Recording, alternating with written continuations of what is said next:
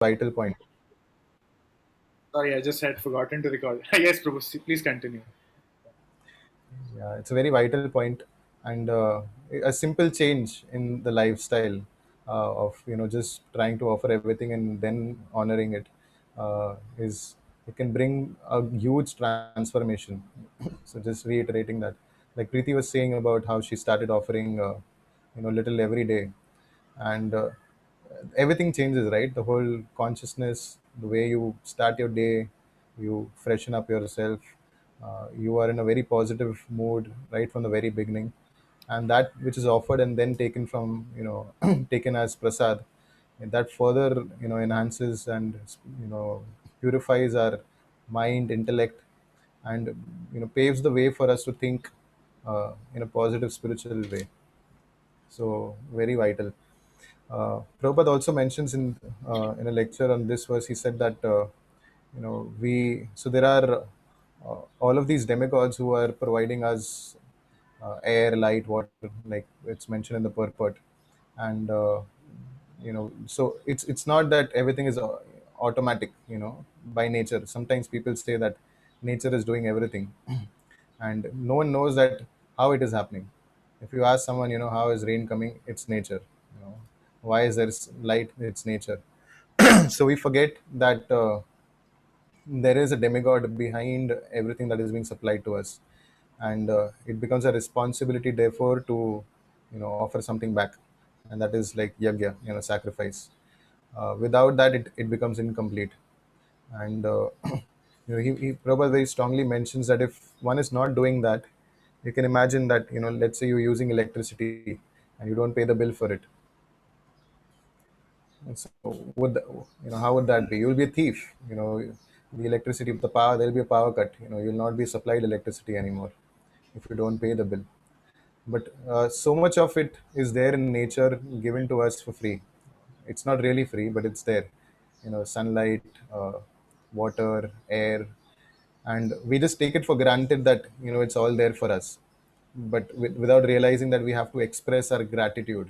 And Prabhupada speaks on this gratitude very strongly. He says that in spite of having so many faults, God is supplying nice foodstuff, nice everything. Then how much ungrateful human society has become, just imagine. And they want peace and prosperity. So without, expressing our gratitude that, Lord, that you're giving me everything, despite so many faults and mistakes that we may actually have committed. If we don't develop that gratitude, gratitude is such an important quality, because sometimes in modern day we are just brought up in an environment, even by our parents or the family, that we are provided for everything in our in whatever we do. So we never feel gratitude towards anything unless it's inculcated within us. We just take it for granted that I am the enjoyer, my family is meant to supply things to me, and that is how we start thinking, with respect to everything, not just our family but people around us, that I am the enjoyer and therefore they are meant to satisfy me, make me happy. And that gratefulness, the gratitude never develops within the heart, and that expands. So we become so ungrateful, not even realizing that how much we've received in nature. It's coming by the mercy of the Supreme Lord, and therefore we don't wish to pay back in any way. And therefore, Prabhupada says, how can there be any peace and prosperity in such a society which is so ungrateful? Because it's like being thief. You're using everything for your own enjoyment without actually repaying it back. Any other reflections? Any thoughts on what you just spoke? Yes, Prabhuji. Just reminded me of a very strong incident that happened with me, Mhm. and it was 4 years back, and I was very very new to Krishna consciousness, and the only thing that I used to do was visit temples. Mhm. And once I saw there while I was visiting temple, someone was chanting. So this was a very very initial stage for me. And I was also introduced with Hare Krishna mantra then, and I had so many questions in my mind. But when I saw someone just walking and chanting, this one thing came to my mind. Okay, I should ask this person why is he chanting Hare Krishna? And I approached the Prabhuji and asked, why are you chanting Hare Krishna mantra? And then he gave me this answer that we have a lot of rins on us and we have to give them back. So we chant. So that day, I could not really understand that. And I took it in a very different and opposite way. And rather, I was like, how could like Krishna is doing this for us? He's not expecting back anything from us. Hmm. So that day, I think I took this backing. But over this whole process, I when Prabhuji, Patra Prabhuji was just mentioning this part of how we're receiving everything, and we are so ungrateful about it. It just makes so much sense. Yeah, yeah. So we have so many debts, right? We are debt indebted to Sapta Rishis, or so many other Rishis and Vedas and so many others to give us the scriptures. Some people may not take benefit of it, but we are indebted to them for giving us all this knowledge. We are indebted to, like Roger was saying, so many different kind of demigods for supplying different things to us. Even if one of the demigods stops supplying or stop performing their duty, we will be in big trouble. There are 33 crore departments like that, and some things which you are not even aware of, something happening on such a subtle level, you're not even aware. So, and you can actually, somebody who's performing, sacrifice for pleasing Lord Vishnu, who's the source or the root of everything, he can satisfy all the demigods together. Any other thoughts on, purifying our own existence, not becoming dull, becoming actually sharper by eating food, sattvic food offered to the Lord? Any thoughts on that?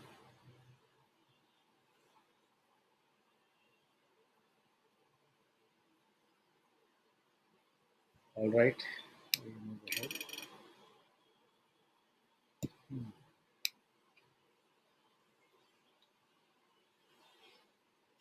Okay. Let's chant. Ishtan bhogan hi vo deva Ishtan Ishta bhogani vo deva dasyante yajna bhavita दास्यन्ते यज्ञभाविता bhavita datan aparad apradaya, sorry, what was that? Apradayay yo Devatan दत्तान Devyo प्रदयो yo bhunte stena evasa. Yo Bhunte भुङ्क्ते Stena Devasa. देवता. Evasa. Can someone read the translation? Can I read? Yes, please. In charge of various necessities of life, the demigods, being satisfied by the performance of yajna, will supply all necessities to you. But he who enjoys such gifts without offering them to the demigods in return is certainly a thief. Yes. The same point we discussed, that the demigods are basically, being happy with the performance of yajna, they supply all necessities. And someone who enjoys such gifts without offering them to the demigods in return is certainly a thief. So Prabhupada writes, I think we just discussed this, but still we'll go through the purport. Uh, like briefly, the demigods are authorized supplying agents on behalf of Supreme Personality of Godhead. Therefore, they must be satisfied by performance of prescribed yajnas. In the Vedas, there are different kinds of yajnas prescribed for different demigods, but all ultimately offered to the Supreme Personality of Godhead. For one who can understand what Supreme Personality of Godhead is, sacrifice to demigods is recommended. According to different material qualities of the persons concerned, different types of yajnas are recommended. Sorry, I read a line incorrect. For one who cannot understand what personality of Godhead is, sacrifice to demigod is recommended. According to the different material qualities of persons concerned, different types of yajnas are recommended in the Vedas. Worship of different demigod is also on the same basis, namely according to different qualities. For example, meat eaters are recommended to worship goddess Kali, the ghastly form of material nature, and before the goddess, the sacrifice of animals is recommended. But for those who are in the mode of goodness, the transcendental worship of Vishnu is recommended. But ultimately, all yajnas are meant for gradual promotion to transcendental position. For ordinary men, at least 5 yajnas known as the Panch Mahayajna are necessary. So I'm sure the question may come right now, how meat eaters offering, animal sacrifice to goddess Kali is a yajna. So the point is, and Krishna is not the enjoyer of this, right? So the point is, for those who are, accustomed to unrestrictedly enjoying or trying to kill animals for enjoyment of their tongue, uh, right? They're meat eaters. For them, for such kind of people, even if you give them good instruction, they may not take it. So the scriptures basically they try to regulate such behavior, and and they actually go through a very tedious process to capture the goat or whatever animal by themselves. On an Amavasya night, they would go to the temple of goddess Kali and then tie the animal next door and then give a bali and then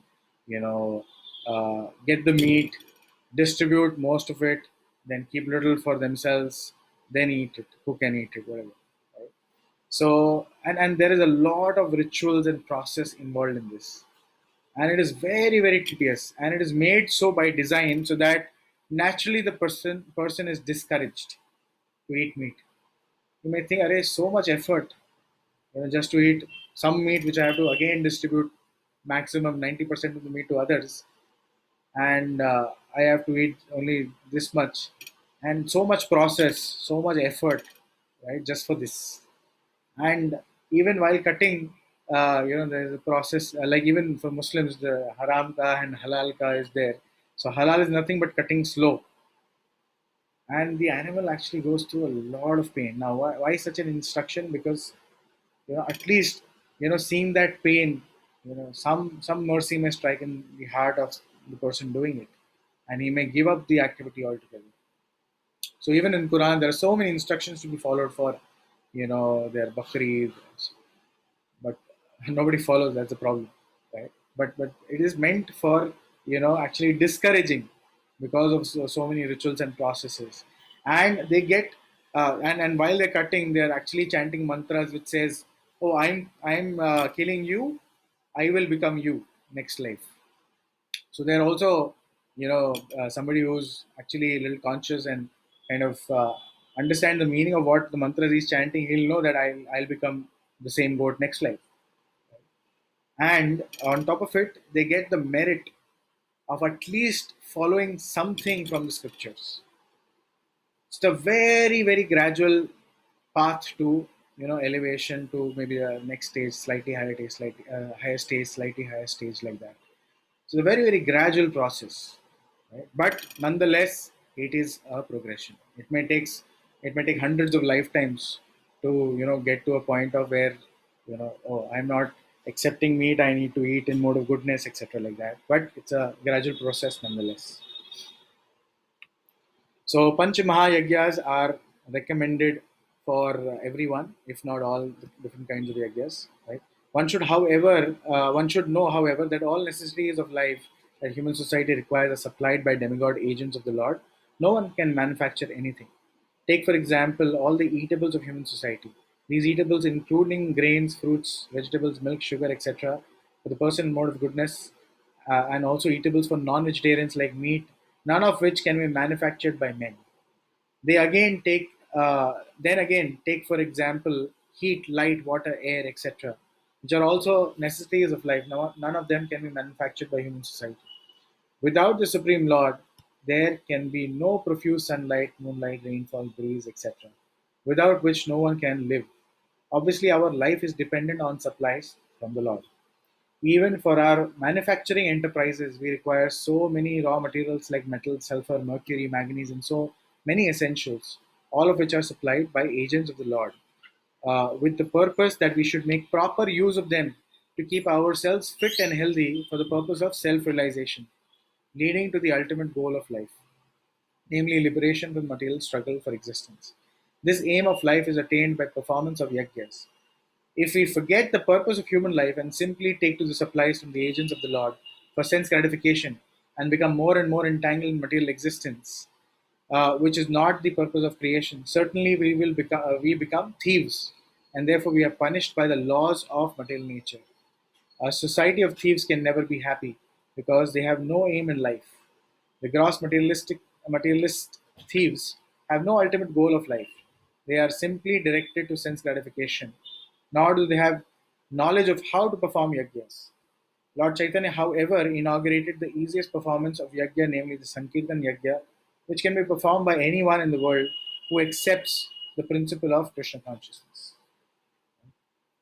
So, if one has to be happy, if one wants to be happy in this life and the next, and go back to God, essentially, yajnas are essential. Right? So otherwise it'll be artificial, right? You have these motivational speakers a lot of times they're like, be positive, right?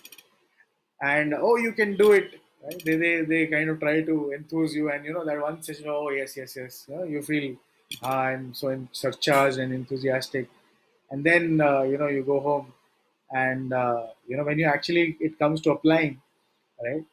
The speaker would have said, oh, look at yourself in the mirror and say you can do it, right? It's just artificial, right? There is no energy coming from anywhere else. It's just you're trying to artificially do something.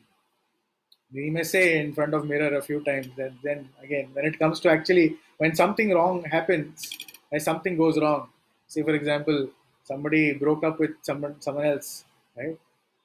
So you'll like, oh, you can come out of it, and then he'll ultimately, lose his enthusiasm. Oh, I cannot come out of it because he needs help. He needs upliftment. Right? Someone else has to come and uplift him, and that is none other than the Supreme Personality of Godhead in the form of His names, right? That can actually uplift him. So artificially, people are trying to there is this whole concept of servant leadership. Inside they are not working on the inner issues, that actually there is greed, lust, anger, envy, right?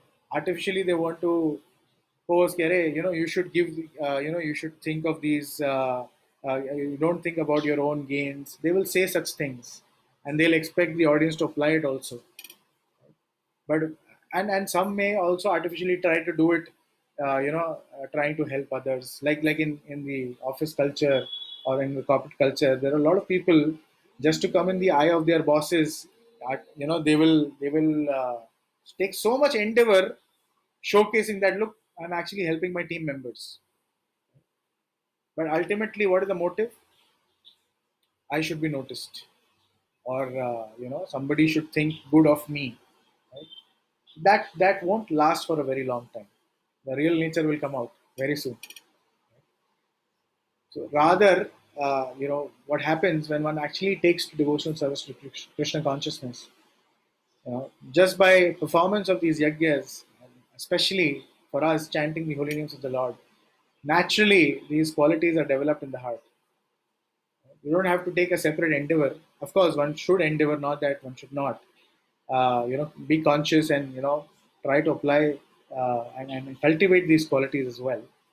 But it becomes so much easy because the Lord is there backing you, to help you give up your bad habits, to give up your laziness, to give up unclean habits. So it becomes easier, and you can actually have that genuine concern for others.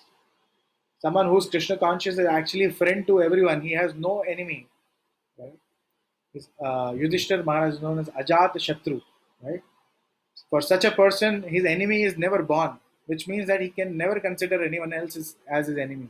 And he's always concerned about others. Para dukkha dukhi. Right? He is naturally compassionate to others. Such persons can very easily lead because they are concerned for the benefits of others. Okay, Prabhu, any point here? Or anyone else has any thoughts or comments here? I have a question. Yes.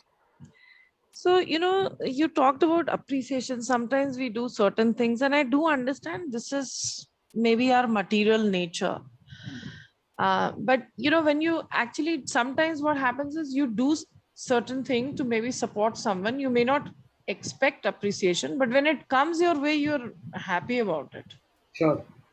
Yeah. So I just wanted to understand, because you said, because when we have come to this world and we are experiencing the material world, then these things are there. I mean, so I see appreciation as positive. Yes, jealousy or anger, that may not come across as positive, but appreciation, is something which we seek for sometimes. Yeah, for sure. So are you saying that when we actually get established in Krishna consciousness, this external appreciation won't make a huge difference? Yeah. So, in fact, Sri Madhvendra Puri, when I think we kind of discussed this last time also, or maybe one of the classes we kind of discussed this story. So Madhvendra Puri, he had gone on the order of Gopal to get Chandan, right? And while on the way, there's this whole episode of Kheer Chor Gopinath. Gopinath had stolen kheer for Madhvendra Puri. I hope you guys remember the story. So then he immediately became so famous, and even before he reached Puri, and for a devotee, when he's being praised, right, it's very difficult for him to bear that because he feels that, oh, and there's a genuine feeling. It's not an artificial imposition. He genuinely feels that, oh, I have not actually done anything. It's the Lord, and I'm worthy of none of this appreciation. It's actually poison to his ears, right? So, and that's again the very high standard of a pure devotee. Like in one of the classes we discussed that we are not on that platform right now, so we should understand and realize what platform am I at, Yeah. right? So for now, even in devotional service, only when somebody appreciates, I feel enthusiastic to do some service. Right? Even serving Krishna, right? I may have some services for the Lord directly. I may have some other services which some devotees have told me, right? And when I get appreciated, I feel more enthusiastic to do that service. Fine, we are at that level, no problem. If Right. appreciation is something which pushes you to do more service to Krishna, it's okay, right? It's fine. One has to understand, yes, this is my level right now. At the end of the day, what is the bottom line? Always remember Krishna, never forget him. If some appreciation is allowing me to remember Krishna more, engage me in Krishna service more, no problem. The service itself or the chanting itself will purify me and take me to a stage where I don't feel the need of it anymore. And whatever appreciation I receive, I'll pass it on to Srila Prabhupada, to my Guru. Yeah. And I think that will automatically happen. We may don't have to even talk about it. I think it will eventually happen and we'll experience that. Correct. So, and the simplest way, to do things, even if we don't feel it right now, genuinely from our hearts, when somebody appreciates us for anything special, right? Oh, all credit goes to my Guru Maharaj. All credit goes to my all credit goes to Shri Prabhupada and the Lord, right? Because ultimately, Krishna is saying, "I am the ability in man." Yeah. Ability is also coming from the Lord. So Yes. if you just recognize that, start recognizing that, Hmm. right? You naturally yourself will, won't. The stage will come that you won't be seeking appreciation actively, but you will be automatically enthusiastic internally to perform devotional service nicely. Great. Thank you. Okay, Prabhuji, any other points you want to add, or anyone else has any other points? I was just reflecting, Roji, when you were talking here about how practicing devotional service would actually help us develop all the qualities on its own. So we don't have to endeavor may be there at the same time. Devotional service just helps us develop all these qualities. So, and I was linking it to the previous shloka where you were talking about how āhāra-śuddhau, sattva-śuddhi. So, how our consciousness can actually become purified by taking Krishna Prasad. Hmm. So devotional service, different aspects of it, just not just Krishna Prasad, but chanting the holy names, rendering some service. Everything actually purifies us, and it's like a revolution within us. We look for revolution outside. We want to change things around, but A revelation inside us can actually come by practicing devotion service, and then the way we look at the world just changes completely. You know? So the things may remain same externally. Sometimes we look for a change in the external environment for ourselves to push ourselves, further in Krishna consciousness. We wait for a favorable environment or a favorable atmosphere, but the more we need to work is on the atmosphere within.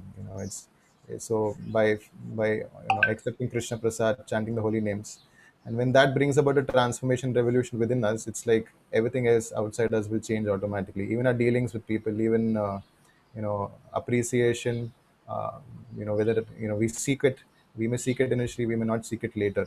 It'll be automatically there. So it's like transformation within, which will help automatically, things to settle. Yeah.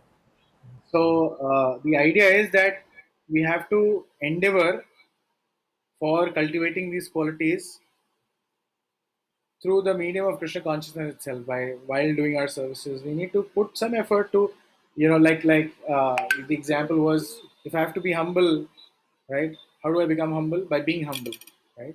By practicing or applying the science of Krishna consciousness and cultivating the qualities within, within the activities of Krishna consciousness itself, then it will become permanent and natural. Not that we have to take, oh, I am doing Krishna consciousness, yes, but I have to take some other class to develop compassion. Right? So that is not needed. That's the point. So a devotee, because he has the backing of Krishna is now supporting. He's saying api chet suduracharo bhajate maham anyanabhag sadhureva samantavya samyak vyavasto hi sarva. Right? Very soon he will be, even if there is some defect, he will be soon cleansed of it. Why? Because he's connected to me. He's focused. He's performing focused devotional service to me. So that itself is the purifying process. And within that process, as and when we get more and more purified, we need to apply those principles for cultivating those qualities as well. Naturally, also it will happen, but we should also endeavor so that the process is faster. Not that we have to endeavor separately for it in some other forum. Right? Because Krishna consciousness is a way of life, it's a lifestyle essentially. All right, getting on to the next very important verse. Yajna shishta shinashanto यज्ञशिष्टाशिनश्चित्तो jante sarva kil vishay मुह्यन्ते सर्वकिल्बिषैः punjate te tvagam papa Bhunjate पापा ye pachantyatma karanat. ये ये पचान्ति आत्मकारणात् पश्चात्कारणात्. One read the translation, please. Yes, the devotees of the Lord are released from all kinds of sins because they eat food which is offered first for sacrifice. Others who prepare food for personal sense enjoyment verily eat only sin. So, so Krishna is saying they who do not offer the food first in sacrifice, they are verily eating sin. So devotees of the Supreme Lord or persons who are in Krishna consciousness are called santas. They are always in love of God, love with the Lord, as it is described in Brahma Samhita. Premanjana churita bhakti vilochanena santa sadaiva hridayeshu vilokyanti. The santas, always in a compact of love with Supreme Personality of Godhead, Govinda, the giver of all pleasures, or Mukunda, the giver of liberation, or Krishna, the all attractive person, cannot accept anything without first offering it to the Supreme Person. Therefore, such devotees always perform yajnas in different modes of devotional service, such as Shravanam, Kirtanam, Smaranam, Archanam, etc. And these performances of yajnas keep them always aloof from all kinds of contamination of sinful association in the material world. Others who prepare food for self or sense gratification are not only thieves, but they're also eaters of all kinds of sins. How can a person be happy if he is both a thief and sinful? It is not possible. Therefore, in order for people to become happy in all respects, they must be taught to perform the easy process of Sankirtan Yajna in full Krishna consciousness. Otherwise, there can be no peace or happiness in this world. So even offering food to Krishna when you're cooking, right, at home and offering, even that becomes a yajna. It's like, and better yajna than whatever other people performed earlier, right, for thousands of years. Like we just discussed, chanting the holy names of Govinda is, so many things put together also cannot compare with the result. So a simple thing we can practically start doing from now is offer cook for the Lord, right? Even whenever you are cooking, you should cook it with the consciousness that this is for Krishna, right? And then have a separate plate for the Lord, right? Unique separate plate which is not mixed with the other plates. And it's not very expensive. You can just spend maybe 50 rupees or 100 rupees, or if you have the means, get a silver plate, very nice elaborate plate, right, for the Lord, and offer food in that plate. Have that separate plate for the Lord, so that nobody, it doesn't mixes with the regular vessels, and start the simple process of offering. That itself is a yajna. Every day you can perform this yajna, and by that, what will happen is you will develop love for Krishna. Your āhāra-śuddhau, sattva-śuddhau, all of that will happen, right? And those who are devotees, santas, right? Premanjana churita bhakti vilochana. Premanjana churita bhakti means their eyes are anointed, vilochanena, right? Their eyes are anointed with the salve of love, and therefore every activity which they do is connected to the Lord. So internally right now, we don't have that consciousness, but external senses are under our control. Like in the second chapter we read, at least we can engage the senses directly, if not the mind immediately. So if the mind or the heart right now is not maybe 100% in this activity, at least we can physically engage, and then slowly and steadily, the mind can also get a taste for it. Right? So all these are practical activities, practical devotional service, right, which the devotees are naturally doing. It's their natural behavior. It's called Vaishnava etiquette. It's a natural behavior.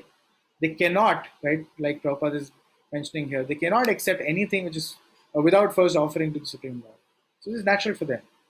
And if you practice right now, you will get there. Just like for an Olympic runner, it may be natural to run, or maybe a marathon runner, it may be natural for him to run kilometers and kilometers without stopping. And for us, it may be 100 meters or less, right, at this position, or maybe not even 100 meters to some people, right?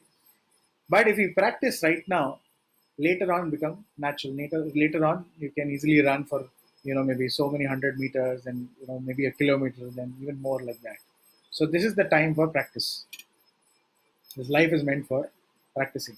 Right? Therefore, Krishna consciousness is a cultivation and becomes natural when it matures. Drew, any thoughts or comments? Although this one verse we've read and heard so many times, it only just recently struck me that the verse very clearly says, eating Krishna Prasad frees you from sin, and not eating, you're eating sin. Not eating, you're eating sin.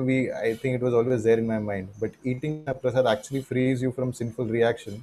It never, stayed with me. Now it's like very easy, very direct. It's there in the verse itself. So even a past karma, past sinful reaction is getting washed away just by accepting Krishna Prasad. Thank you for bringing that point. Yes, completely missed it. Yes. So not only our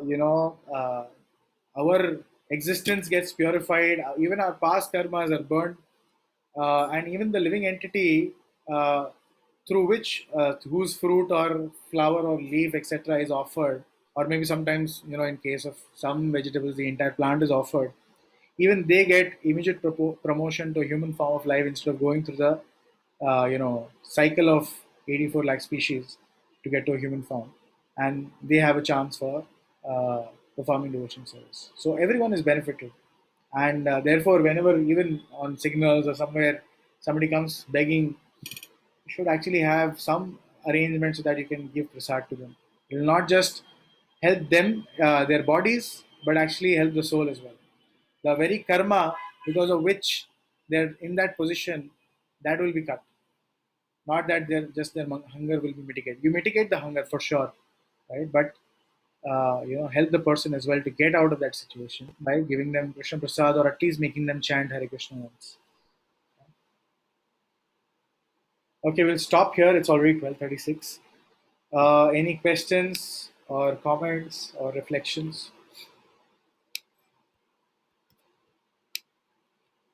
Yes, there are some people who refuse to take prasad. Okay. Maybe when you offer to them, they don't take prasad. Maybe they are unlucky or what, I don't. Yeah, so I used to do this. I'm not saying it might work with everyone, but I sometimes used to, I knew there were some Muslim friends, etc. So I would just give them, food. I'll just call them, "Hey, mere ghar se hai, you want to eat?" And they'll eat. Not even mention it's prasad. Sometimes some people who are averse completely, right? You can give it like that. Okay. One thing I would like to mention, Prabhuji, it's a tradition, a family tradition to offer food every day, the full thali to God, and then take it. It's in our family. My grandmother did it, my mother did it. And now I realize what's the importance of it. Like it's purely mentioned in Gita. It's type of yajna. Maybe my mother or my grandmother don't know it, but I think their blessings are there. That's why we have progressed in life. Yes, for sure. For sure. Yes. So it's already 12:38. Should we quickly get into a breakout room and discuss how can we practically apply this for those who are facing some, or if you want to discuss in this forum, anybody facing any issue in practical issue in terms of applying this or doing this at home? How many are already doing or can raise your hands digitally or just say, and how many are? Yes, I do it regularly. Okay. I'm doing it regularly since many years. After joining the class, I'm doing. Okay, very nice. Prabhuji, I also I just started in the morning with the full, and tulsi and fruit and milk. But then I don't know what, like that is in the morning, early morning. And then in the night, I don't know the, rest of the day how to go about it. I have not started offering a food as such, the thali. But right now I want to stick to this. And then how do I do it in the night? Right? There has to be some ritual for the night also. It's not a ritual. I mean, what? See, you eat 3 times a day, I believe, right? No. Or 2 times a day. Yeah. Shalza, I'm not able to hear you. Yeah. 2 times. So morning and evening, yeah. Morning and evening. So, Yeah. whenever you're cooking, you just cook it, for the Lord. Or, I mean, if others are having some, in your family have some other, taste for onion, garlic, etc. Of course, you can probably prepare some portion separately, which you offer it to the Lord first, then honor it yourself. And other family members can continue with their onion, garlic food and tea and coffee and stuff like that.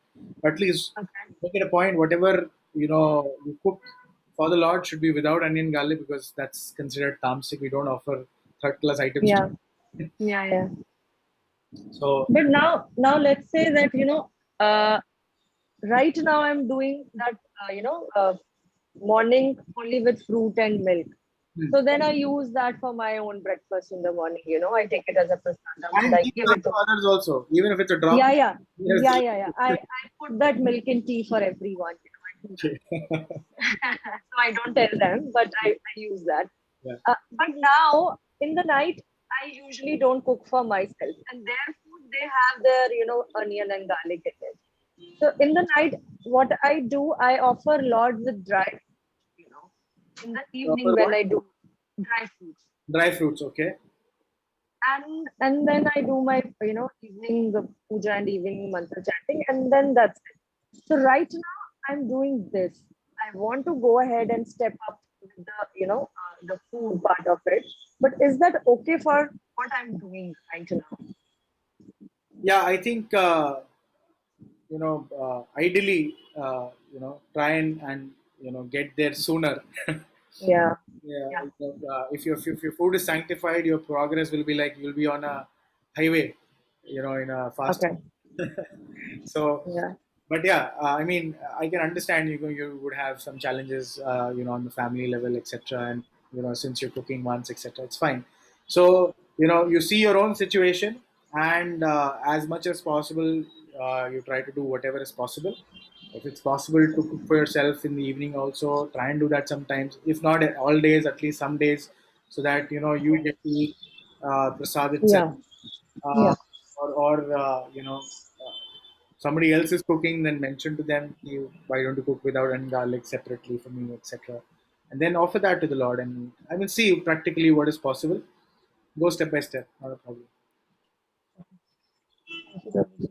And sorry, I was delayed, but No, no, no. What I did, I had that, small picture of Lord from the Gita, which was sent, like a, I so I was, used that for the time being. I used that picture yeah, to I ask gratitude. have already mentioned it to somebody at the temple. I could not, I went also yesterday, but the shops were closed. But I already mentioned it to someone in the temple. They will be, keeping that ready, and today hopefully we should be able to ship that for you. Thank you so much. Okay. Sorry for being so late. No problem, no problem. But I started. The only thing is, the day last class, I heard that. Next day, I started it. So that is a big blessing from Lord that He came. I asked Him to come and He. Thanks. Yes. Yes. I think Priya had Um, her hand up and Pallavi. Yeah. Prabhuji, I had a question from our weekdays classes that we had discussed that once we go back to Vrindavan, then if we will to stay with Sham Sundar Swarup of Lord, then if some other day we want to visit Narayan Swarup of Lord, or then can we do that? Yeah. But the point is, you know, uh, you will never be bored of Krishna. Okay. And the form that we get attached to, right? The Brajvasis, or people who are there in the Golok Vrindavan, they, I mean, I was explaining this in, I don't know, maybe the previous class or one of the classes. They literally wait to see that form of the Lord. Every day, Krishna, like in Bhava Vrindavan, in Golok Vrindavan, also Krishna goes out in the forest. They cannot have enough darshan. The gopis are cursing Brahma that you don't know how to do creation, because you've created these eyelids which flutter and blink. So for those microseconds, we're not able to see the face of the Lord. We're not able to see Shyam Sundar. So you won't even when you're when we actually, it's called Swarupa Siddhi. When we are actually in our original Swarupa, having that established relationship with Krishna in a particular form or in a particular mood, you won't have even a split second of time to think of anything else, right? So you won't even think of Narayana forms. You won't. And if by chance still you have that desire, Krishna will show you that Narayana form right in Goloka. You don't have to go anywhere else to visit. Okay.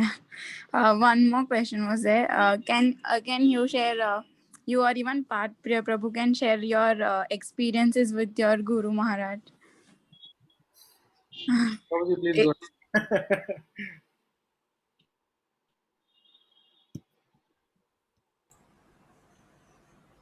So, Uh, yes, Prabhuji. it's not that I've had very lot of interactions, but some interactions I've had with Guru Maharaj, and I can share one recent. So Maharaj is in fact going to come tomorrow morning. I just came to know a while ago. Uh, so once last time before the current lockdown in Mumbai, last time when Guru Maharaj had come to Mumbai and he was here, he gave the Bhagavatam class, and just after the Bhagavatam class, Maharaj was walking back to his room, and all devotees there stand usually in a line and wanting to greet and meet Maharaj. So I was also standing there, and he just looked at me, and the very first thing he asked me was something which I had spoken to him about almost 10-12 months ago, when he had come before the lockdown. And it was like I was shocked to the core that how is it possible that I had myself forgotten what I had spoken to Maharaj last, And I was like, how is it possible that Maharaj can speak about it immediately as soon as he sees me, meeting me after 10 to 12 months, and after a Bhagavatam class, where he is speaking Bhagavatam Katha, and he has so many disciples, and he is meeting so many devotees. So Just this, sorry, so just to add one point to make this even more, give the proper context. So Guru Maharaj would be easily meeting at least 200 to 300 people on a daily basis, different people from all different parts of the world. Yes, Prabhu, please continue. yeah, he meets, and he's practically taking care of devotees and disciples all over, not just in India but all over the world. So when when he asked me about the same thing, the same conversation which I had with him months ago, I completely shocked. So this, I think, has happened on a couple of occasions, and I could understand that time is not existing for Maharaj. Like, for us, time is like a factor which makes us forget things, and we are in that zone of time. But he's beyond that completely, because he. So when I told this about this incident to my mentor, even my mentor was highly surprised, and because that what Maharaj told me was about having a genuine concern for maybe me and my family, something like that. It was in relation to that. So how a spiritual master is so much concerned about the well-being of his disciple, his family, and everything, is it's unimaginable for someone who is having a very great, because with great position, with great respect and everything, it actually makes you forget things. But a spiritual master who is beyond the influence of the three modes of material nature, he is unaffected by any of this, and he's so genuinely concerned to help and uplift each and every disciple and each and every devotee, even if it's not a disciple, each and every devotee, and to help them further go ahead in the practice of Krishna consciousness. So this is one thing. There can be many things. Vijay who can share maybe more. So I think a few instances, like Prabhuji mentioned, and this has happened multiple times with me as well. So in fact, I remember the day of my initiation.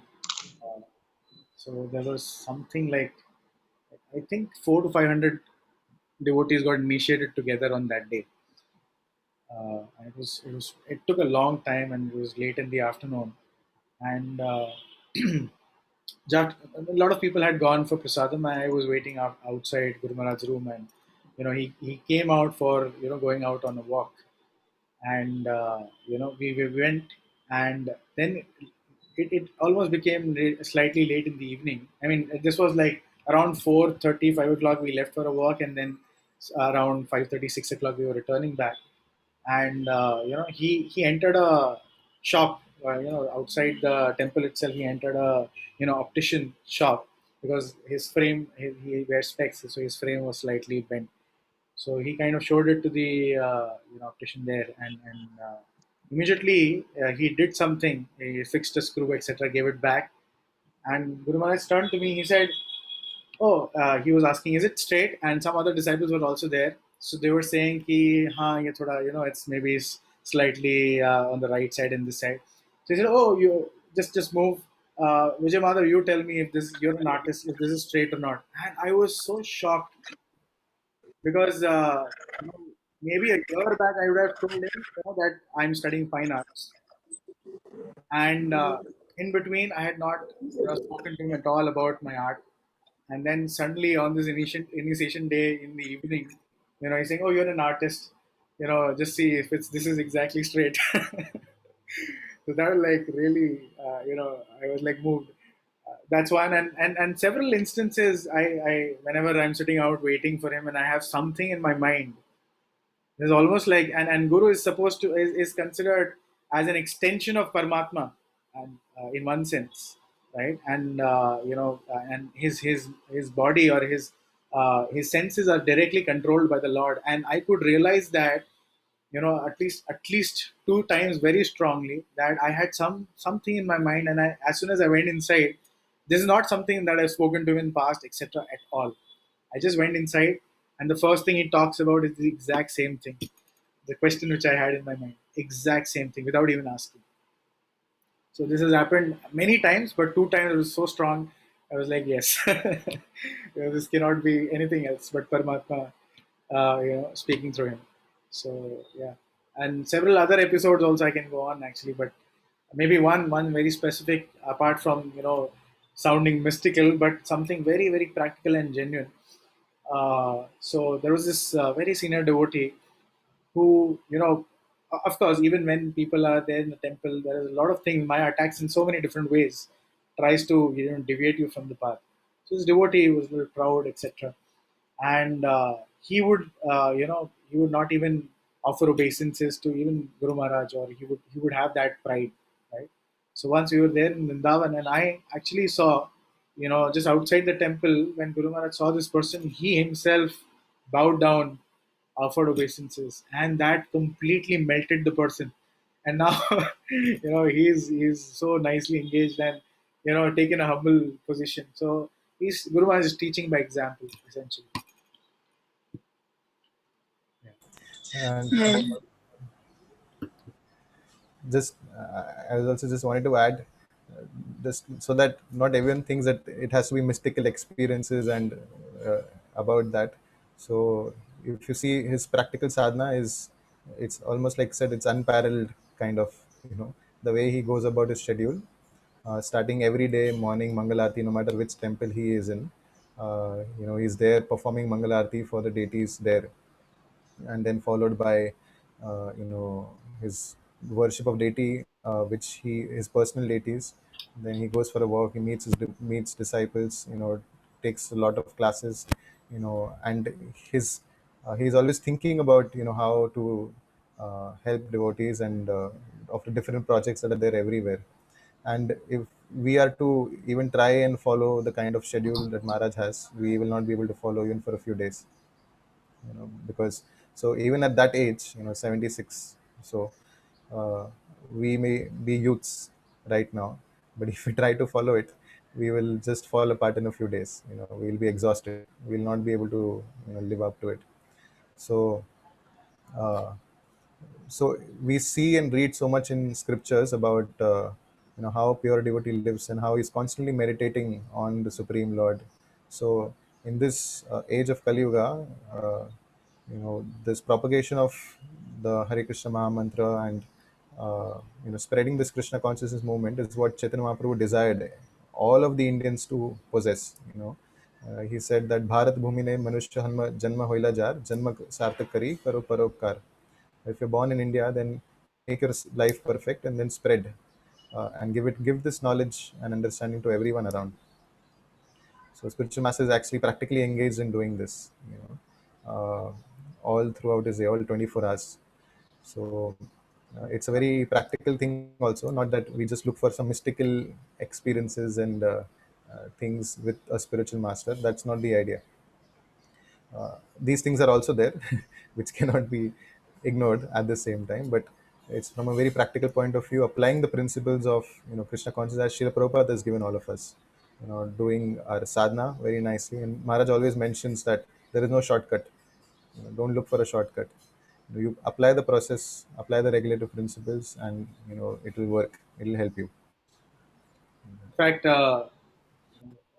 so while even trying to choose a spiritual master, right? Scriptures advise that we should use your intelligence and see whether someone is following Shastra, following Guru.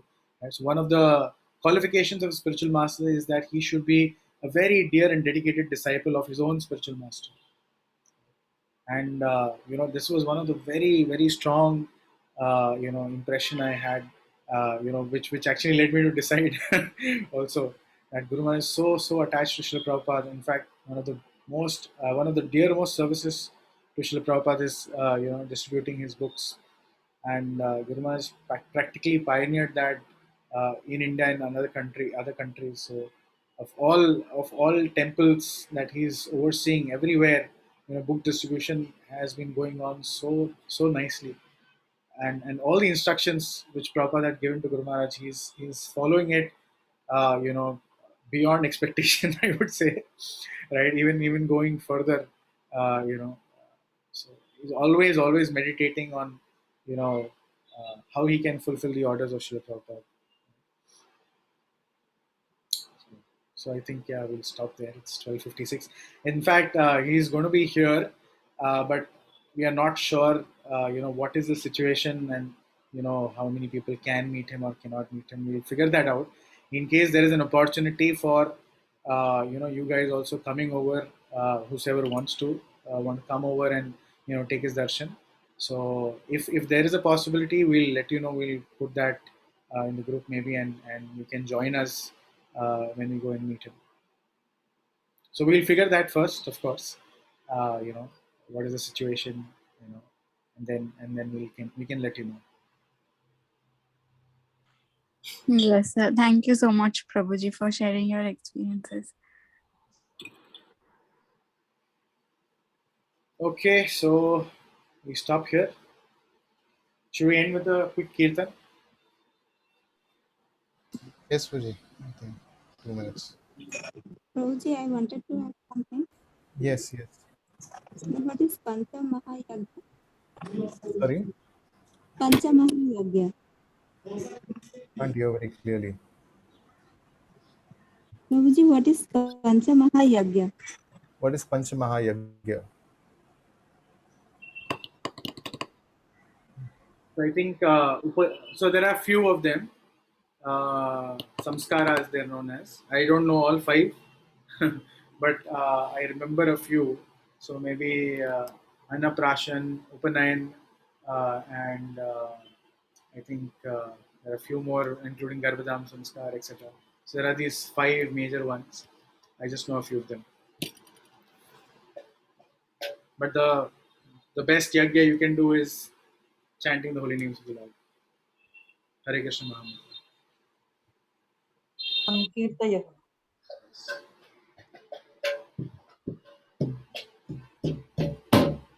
Namo Vishnuddhaya Krishna Mishtaya Bhutale Srimate Bhaktivedanta Swaminiti Namane Namaste Saraswati Deve Gaurvani Vicharini Nirvishesha Shunyavadi Pashyata Deshadharini Jai Shri Krishna Chaitanya Prabhu Nityananda Shri Advaita Gadadhara Shivasari Hare Krishna Hare Krishna Krishna Krishna Hare Hare Rama Hare Rama Rama Hare Hare Hare Krishna, Krishna Krishna, Hare Hare, Hare Rama, Hare Rama, Rama Rama, Hare Hare. Krishna Hare Krishna Krishna Krishna Hare Hare Hare Rama Hare Rama Rama Rama Hare Hare Hare Krishna, Hare Krishna, Krishna Krishna, Hare Hare, Hare Rama, Hare Rama, Rama Rama, Hare Hare. Hare Krishna Hare Krishna Krishna Krishna Hare Hare Hare Rama Hare Rama Rama Rama Hare Hare Krishna, Hare Krishna, Krishna Krishna, Hare Hare, Hare Rama, Hare Rama, Rama Rama, Hare Hare. Hare Krishna Krishna, Krishna Krishna, Hare Hare Hare Hare Krishna,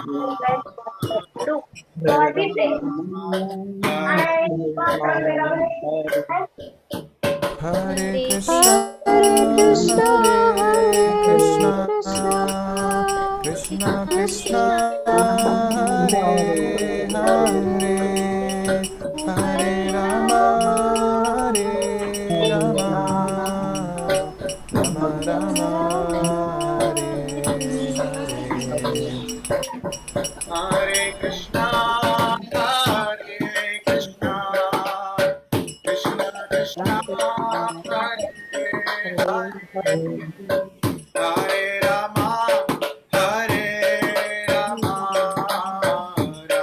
Rama Rama, Hare Hare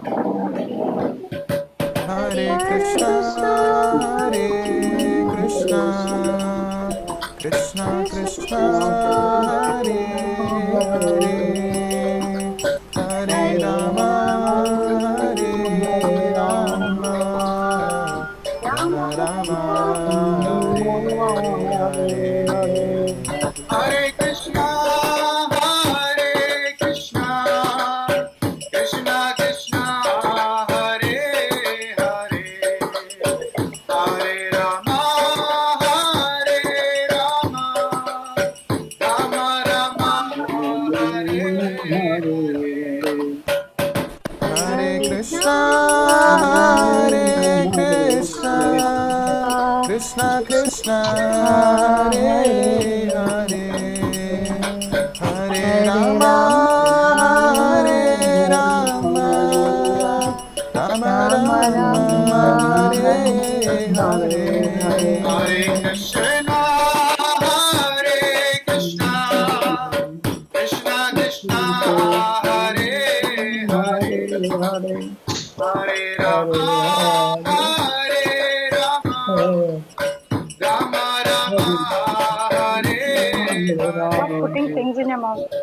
Hare Krishna, Hare Krishna, Krishna Krishna, Hare Hare, Hare Rama, Hare Rama, Rama Rama, Hare Hare.